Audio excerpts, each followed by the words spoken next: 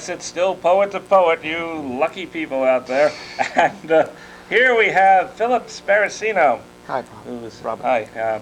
Whatever. It's very good to have you here, Philip. He's classically trained in Great Britain and spent a little time in the Lesser Britons as well.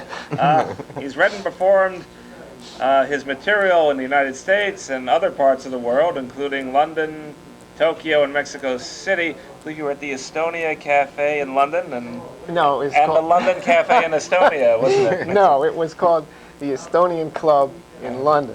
All right, I was close. I was never in Estonia. I don't know. Well, the Estonians won't mind. So Maybe they'll book you someday. maybe I hope so. All right, he teaches a very interesting course, by the way, speaking poetry, which I happened to catch a little bit of at Dowling College out in Suffolk County, Long Island, where he was showing people how to get it out from the diaphragm. Well, And, that was one of the things. Right. What is the basis of the course? Just to speak your work in public more effectively, just to feel more comfortable doing it, and to enjoy it and to get it across. And what would you suggest for me as opposed to not moving my lips so much? As to not moving your lips so much, Yeah. just make sure you're heard and understood, and then your natural style will come through. Aha. Okay, speaking of natural style, let's get into one of your poems. Okay. This is called The Wedding Pistol. Last month, I received my wedding present in the mail. An engraved silver pistol with bullets tucked in velvet. The inscription read, "For all your days and nights, good luck." I cried at the sentiment. During final preparations, I trimmed the holster with white silk and lace. Everyone said how beautiful it looks against my piqué vest. After the ceremony, I shot my wife twice, once in the arm and once in the shoulder. Guests rushed forward to bandage her with torn lace. The priest made a poultice out of rice. I placed the unspent cartridges in the collection plate and holstered my gift.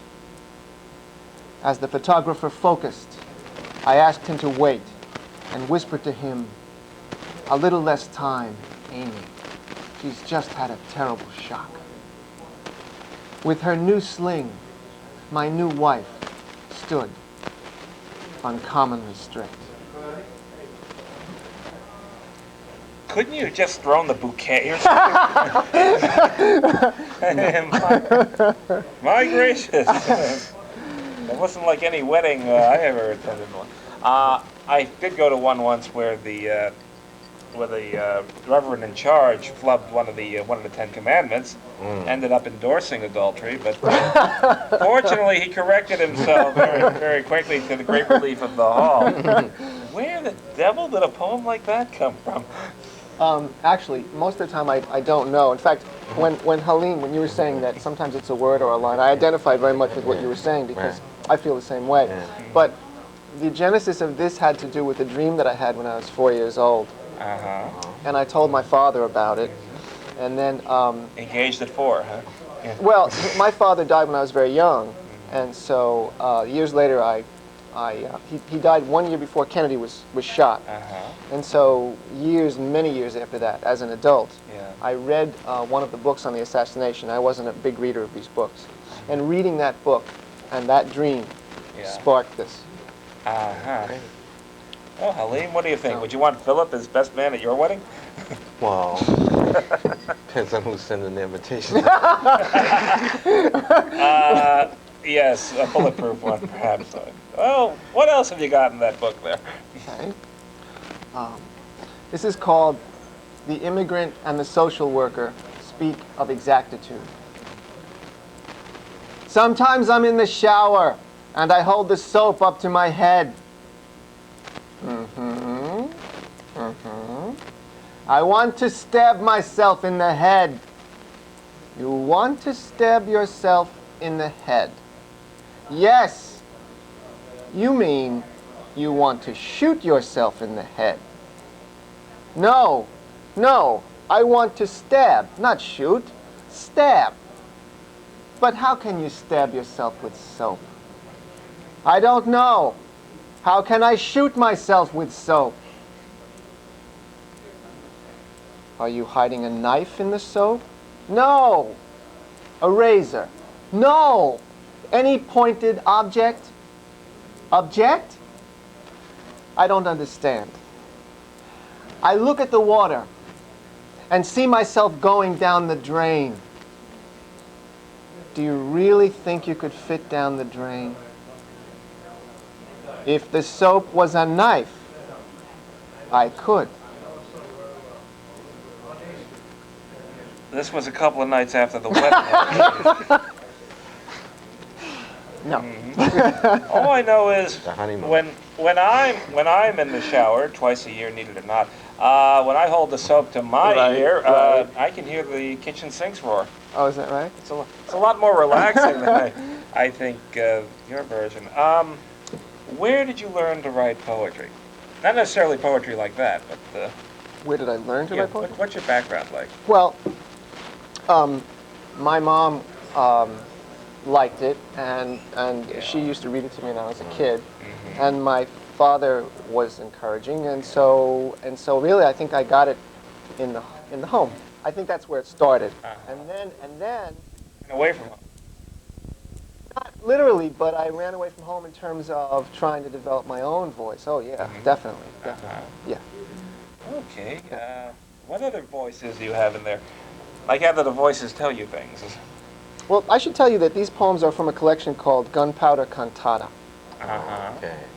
But people try to sort of ask me a question, let's say, that's connected to politics, or they ask me a question about, I don't know, some sociological question. And all I know is that for me, if it doesn't work as poetry, I'm not interested in the other.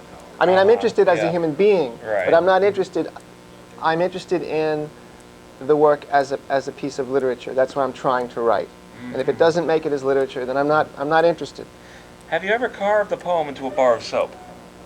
But it's a good idea. It's a good idea, but it's perishable if you do that.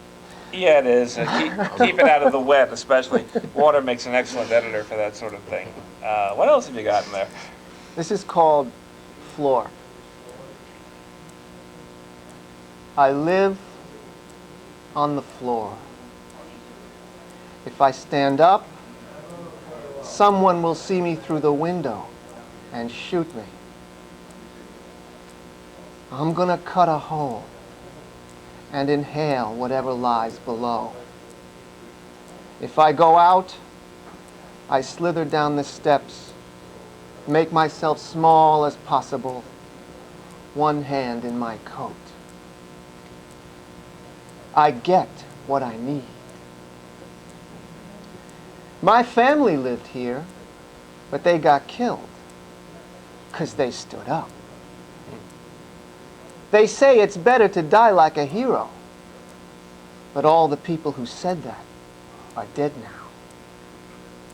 No, I'll take the floor and anything else that will keep me down. Including whittling a gun into a bar of soap, I take it. Well, you just about the poem in the book, so. Well, you've just planted the seeds of a sleepless night. So why don't we try another poem? Well, maybe I'll tell you what. Maybe that'll help. I'll tell you what. You know, my sister said to me one time, she saw me reading, she said, "Don't you have any happy poems?" And I said, I know better than to ask. These are the happy poems. You'll notice I didn't ask you that question. Okay, I'll read you a one on a little different note, okay? Since I hate to be one note. You know. My wife the leopard understands me. My wife the leopard understands me. She finds me in a street of trees. My wife the leopard understands me. She discerns my voice in the omen of mating crows. My wife the leopard is the perfect wife. She can tell the softness of emeralds from the hardness of grass. My wife the leopard is the perfect wife. She does not fear the zoo. The other day, I heard two women talking about my leopard wife say, she knows when to tell people they are disingenuous and when to tell them they are full of it. My wife, the leopard, understands me. She is beautiful. She waters the mouths of dead men who wake and die again. My wife, the leopard, caught me sleeping with a human female. She swallowed the female, and now I contend with two women. My leopard wife, and the woman inside her who loudly begs that I be eaten so we can be together once again. My wife, the leopard, understands me. Gulp. I gather that she insists that you take her to a lot of hot spots. Well, Let me ask you something. When you're doing your seminars, speaking poetry, do you actually use this No. this type of poetry to illustrate what you're trying to get out of your students? why do you ask that? In order to find out. Oh, okay, fair enough. Why do I ask? Well, no, because you sound like you had something in mind when you asked that. I'll tell you quite frankly, I don't read any of my work because I don't want anybody. First of all, if they were inclined to be influenced by anything that I was writing, I wouldn't think that was a good idea. So what I do is I like to use the poetry of the individuals who are involved in the chorus, or I use different examples of well-known poets, poetry that's been out for a while. In fact, I've used Imam Baraka, Shakespeare, Emily Dickinson, whoever, to use as examples. But no, I don't use any of mine. Well, Halim, are you influenced? Yes, I'm influenced. How so? Well, the water is fantastic. He likes the water. Well, yeah, No, it's very good, but- very good water here in the back fence, I have to say.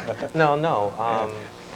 It's I can't put my finger on it. He has a vein that he seems to come out of, that seems to come through in a number of the poems. I don't know A jugular vein or a jaguar vein or what? It's jugular.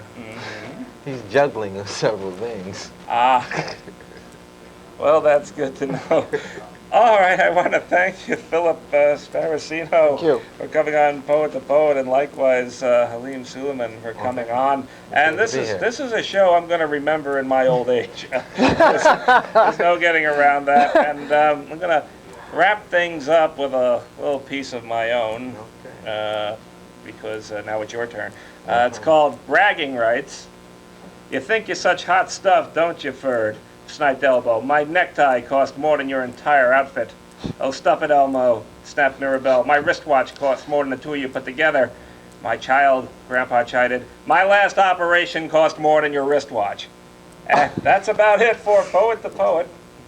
No, it isn't, as a matter of fact. I suddenly had a late-breaking poem come in Okay.